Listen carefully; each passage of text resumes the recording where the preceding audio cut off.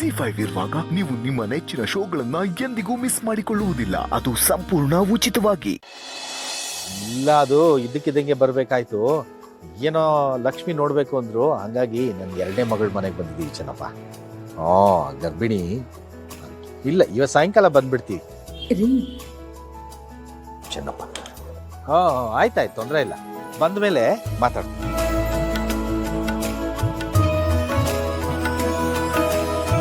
ರೀ, ನಮ್ಮ ಮನೇಲಿ ಎಷ್ಟು ಶೆಕೆ ಆಗುತ್ತೆ, ಆದ್ರೆ ಅಳಿಯಂದ್ರ ಮನೇಲಿ AC ಇರೋದ್ರಿಂದ ಶೆಕೆ ಅನ್ನೋದೇ ಗೊತ್ತಾಗ್ಲಿಲ್ಲ ಅಲ್ವಾ?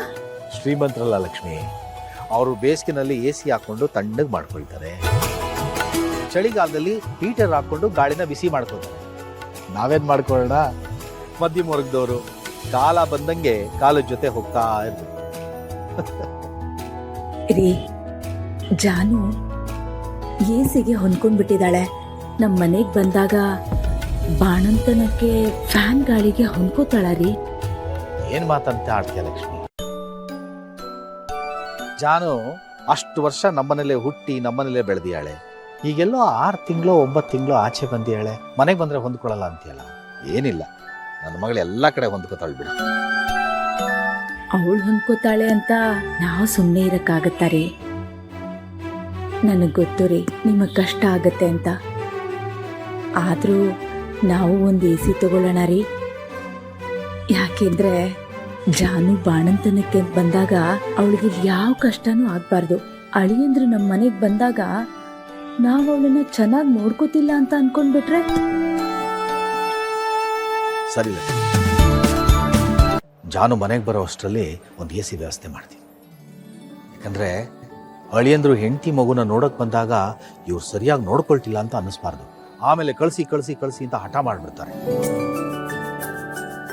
ಯಾರಿಗೆ ಸಂತೋಷ ಆಗುತ್ತೋ ಆಗಲ್ವೋ ನನಗೆ ಗೊತ್ತಿಲ್ಲ. AC ತಂದ್ರೆ ನಿನಗಂತೂ ಸಂತೋಷ ಆಗುತ್ತಲ್ವಾ? ತರ್ತೀನಿ ಬಿಡಿ. ರೀ, ಇಷ್ಟೆಲ್ಲ ಕಷ್ಟ ಇದ್ರು ನಾನು ಹೇಳಿದ ತಕ್ಷಣ ಒಪ್ಕೊಂಡ್ಬಿಟ್ರಲ್ಲ, ಇದರಿಂದ ನಿಮಗೆ ಕಷ್ಟ ಆಗಲ್ವಾ? ಎಷ್ಟೋ ತೊಂದರೆ ಎದುರಿಸಿದೀವಲ್ಲ ಲಕ್ಷ್ಮಿ, ಅದ್ರಲ್ಲಿ ಇದು ಒಂದು ಅಂತ ಅನ್ಕೊಂಬೇಡ. ಜಾನುಗೆ ಇದು ಮೊದಲನೇ ಬಾಣ. ತಾಯಿ ಮಗುಗೆ ನಾವು ಇಷ್ಟು ಮಾಡಲಿಲ್ಲ ಅಂದ್ರೆ ಹೇಗೆ?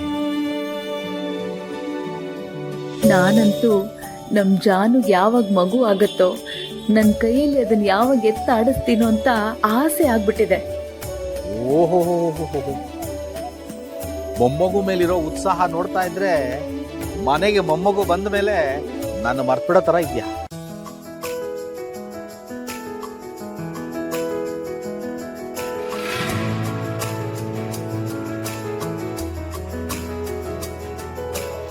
ZEE5 ಆಪ್ ಡೌನ್ಲೋಡ್ ಮಾಡಿ ಎಲ್ಲಾ ಸಂಚಿಕೆಗಳನ್ನು ಸಂಪೂರ್ಣ ಉಚಿತವಾಗಿ ನೋಡಿ.